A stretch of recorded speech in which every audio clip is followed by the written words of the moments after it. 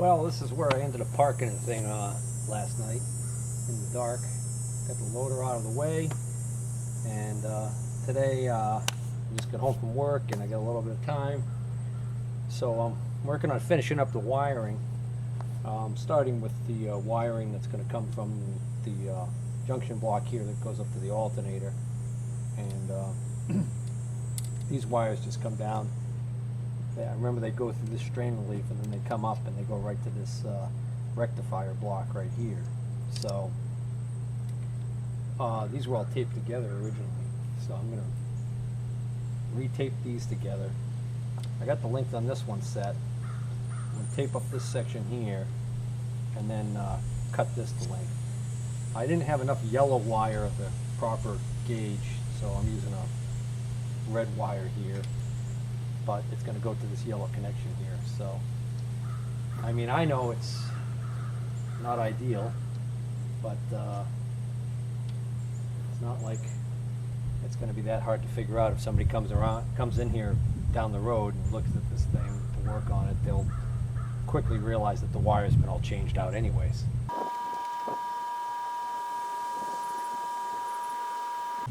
Okay, I'm going to stop right there. Because this tape is garbage.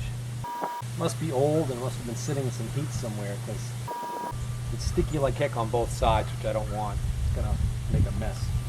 Oh, judging from this high heat today and the breeze that's kicking up, I wouldn't be surprised if we get a thunder shower.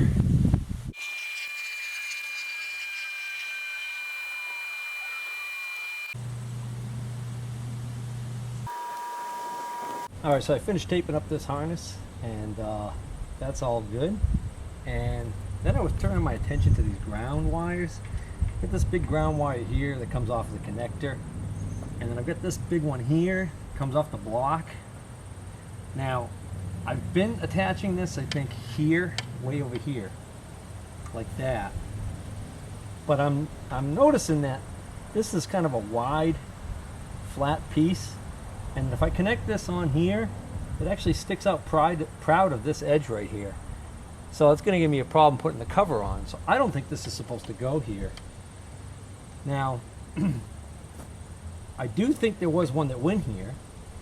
And judging by the way this is bent, because I really didn't do anything to this wire, it almost wants to go right over to there. So I think this one went here. And I noticed this one's got a flat on the sides there that when this one is bolted on to that position, it looks like it's going to be perfectly flush with the edge. So I'm pretty sure this goes there. But the bolt that I had in there, I'm not sure if that's even the bolt that I took out, but it's a fine thread and it's really sloppy. So I think what this is I think this is 1/4 inch 20. The problem I have now is it seems like maybe the threads are a little bit damaged. So I'm just going to run this tap down that hole, see if I can't clean them up a bit. Yeah, that actually feels pretty good.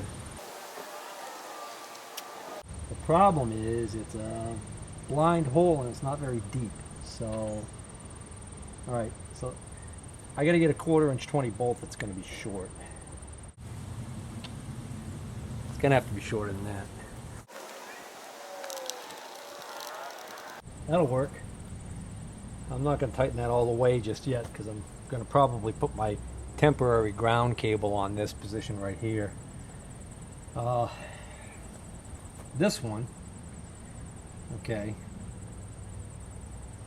Well, I'll tell you, this one, again, I didn't take it off of here. You can see the bend. It wants to go this way. I'm thinking this actually went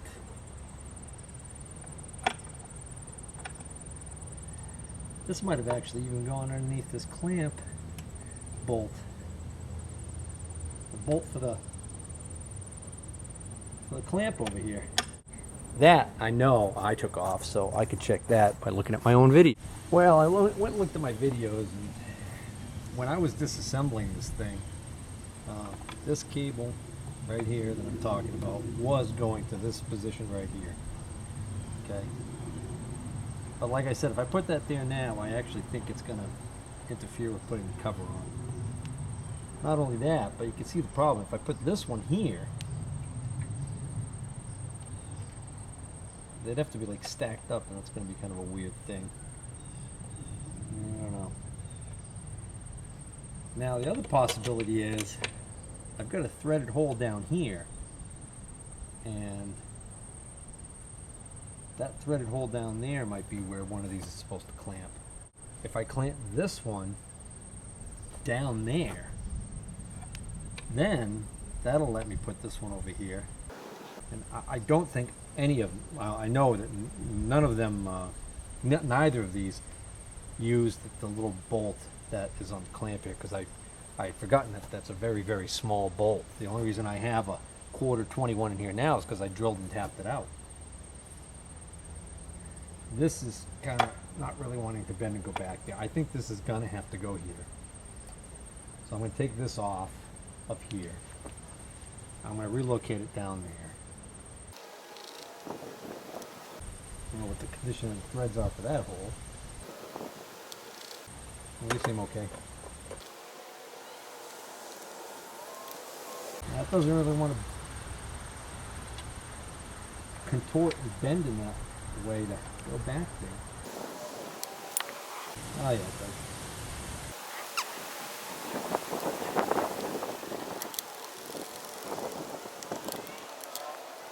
Well, that's going to work, but the bolt's a little too long.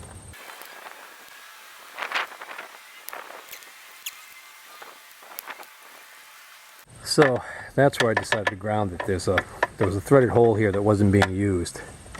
There's also a threaded hole here that's got some dirt and stuff, and it looks like it hasn't been used in a while, but I'm wondering about what that may have been used for. If I loosen this and spin this back this way, I could actually ground this one down to that, but I'm going to end up grounding this one back here where it was when I originally took this apart. See that? I don't know if you can see that on the video, but this is sticking out just a little bit too much. I don't know. Well, for the time being, I'm going to ground it right here, along with my temporary battery cable.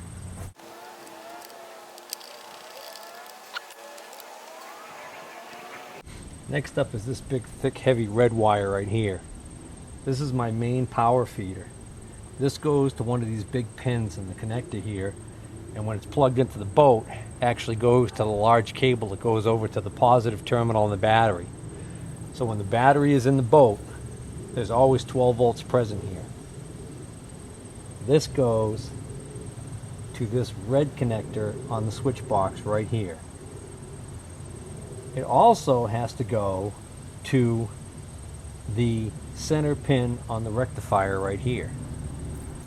The reason for this is because once the motor starts and the alternator starts putting out voltage from the rectifier, this is how it actually ends up charging the battery, or maintaining a charge on the battery. Okay? Now, I'm going to stop right here and I'm going to mention something. If you're looking at this video because you're working on your own motor and you're trying to get some information and everything, I got to warn you. I know for a fact that on this one, when I took this apart, that the wire that was coming up to here was common with the wire that was coming to here, which is exactly what the wire diagram shows for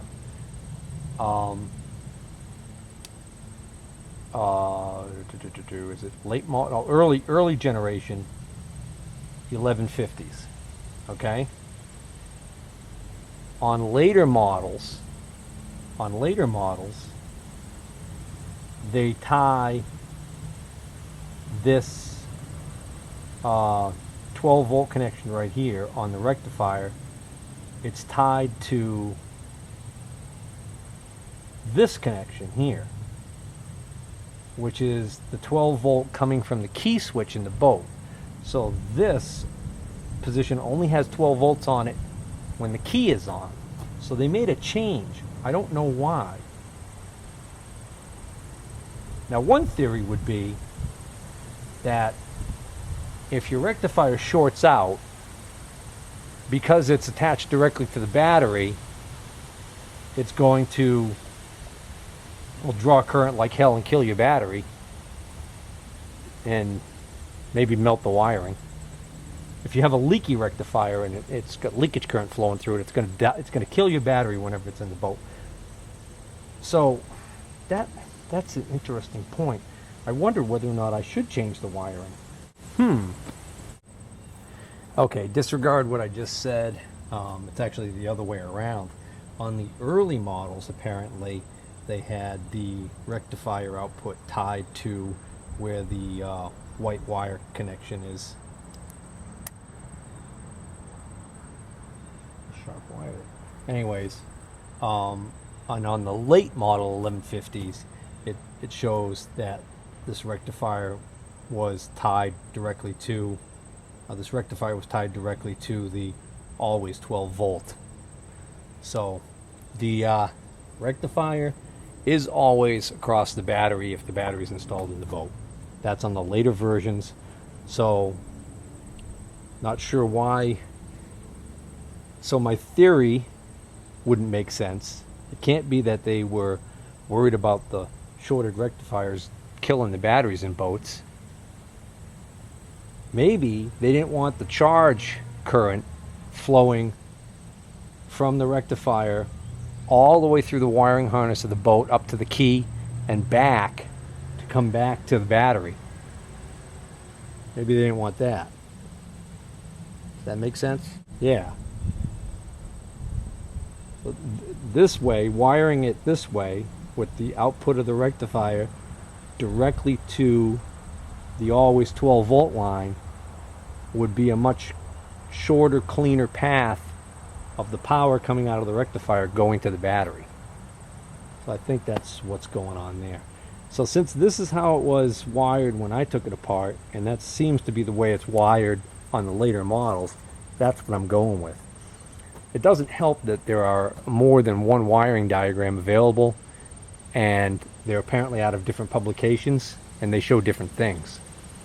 I even found one wiring diagram that suggests that the Mercury tilt switch, which I haven't put back on yet onto the motor, that mounts on the backside and attaches to the trigger connections on the control box, on the switch box, that's actually omitted in later models, which is interesting. So why are they omitting that safety feature on later models? Did they find that that it was more problematic than it was worth? Or did they add some other safety feature to make up for that? I don't know. Not going to worry about that right now. I am going to reinstall my Mercury switch once I get this boat, this motor on a boat. See that? I'm thinking positive. I'm actually. You notice I didn't say if I get it on the boat. All right. Tighten this up before I forget. Okay. All right. Next up. Boy, that's a bad connection. I guess that's going to be, maybe that bolt's just going to be a tiny bit still too long. What I'll probably do is I'll probably end up just getting a washer for that. Take care of that problem. Okay. So my always 12 volt line is going to have to run up to the switch box, okay, here.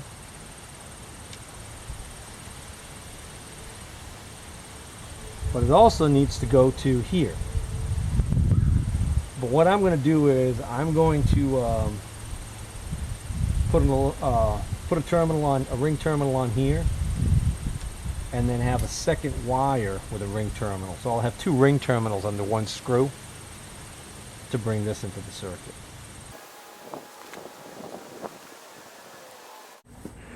All right, so here's my wire coming out of the rectifier going up to the red connection on the switch box, which is also where I've got the wire coming from the plug.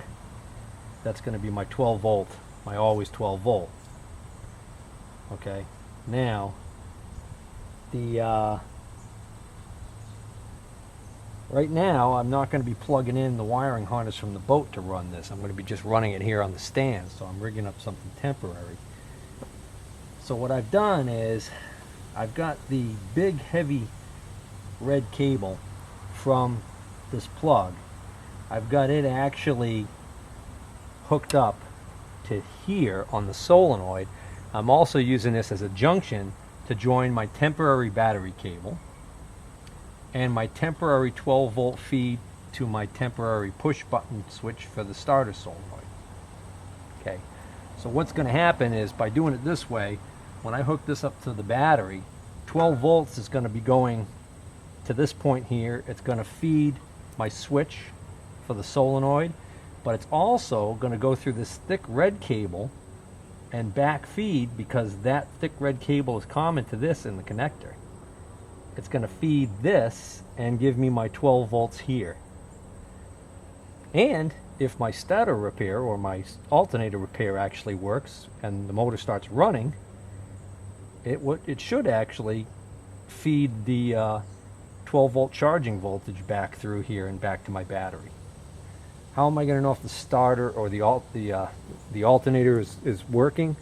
Well, that's going to be a situation where, you know, if I get it running, I could actually look for AC voltage present here, or the DC voltage present here should go up when the engine is running.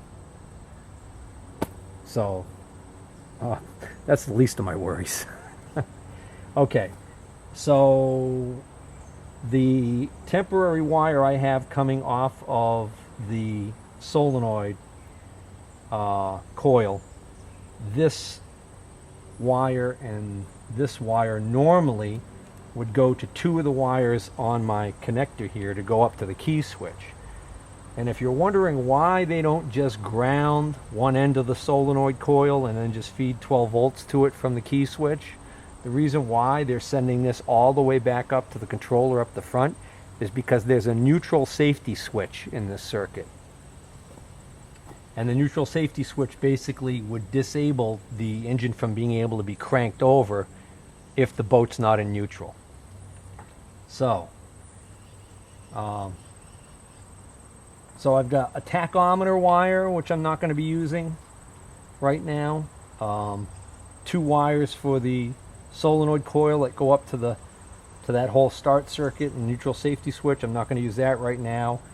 And then my automatic choke, my electric choke solenoid one. So all of these wires right here, I can hold off on doing anything with these until I get to the point where I'm ready to put this back on the boat and run it off the boat's wiring harness. So I'm going to just wrap those out of the way. Okay, this temporary is going to go direct to ground. This is going to be my main grounding point here, so I've got to tie this temporary ground cable. I'm going to tie this grounding cable here, this temporary ground or battery negative terminal, and this one right here. Oh, and that's right, this bolt's too long. So I'm going to need to, I'm probably going to need to, let me just double check, but I think this bolt was too long. No, actually, that's not bad. With all three of them in there, it's okay. Okay. Alright. So right now, if I hook the battery up and I press this button, it's going to crank the engine, but I'm still not going to have spark because I don't have a white wire going to here yet. Oh yeah, so that's what this, one of these wires here is up to here. Now, that's interesting. Where's the tachometer wire? Oh, here's this blue wire here, this little short sucker. This goes direct over to the solenoid. So one of these other ones here is going to be the what's supposed to be a brown wire for the tachometer, but I had to change the color code. So, all right, so I actually have 5 wires that I'm not using right now. Okay. Scared me for a second there. Thought I forgot something. All right, so now I need to send 12 volts to here. So if I jumpered this to here, then as soon as I crank the engine, it's going to have spark and it's going to want to run. But if I want to shut the engine down fast, I want to have some provision for that. So I think what I'm going to do is I'm going to wire up a temporary switch so that I can turn the ignition on and off at will. Alright, so I've got myself an on-off switch, and I've got that wired. So one side of the switch is going to the side of my starter push button switch that always has 12 volts on it when connected to the battery. And then the other side of the switch runs up here to the white connection on the switch box. So with the switch in the off position, I could crank the engine, but it won't have spark. And with it on the on position, I should have spark when I crank the engine.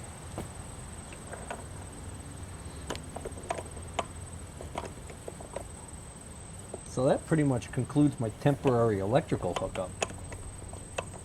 Now I need to think about my temporary fuel hookup.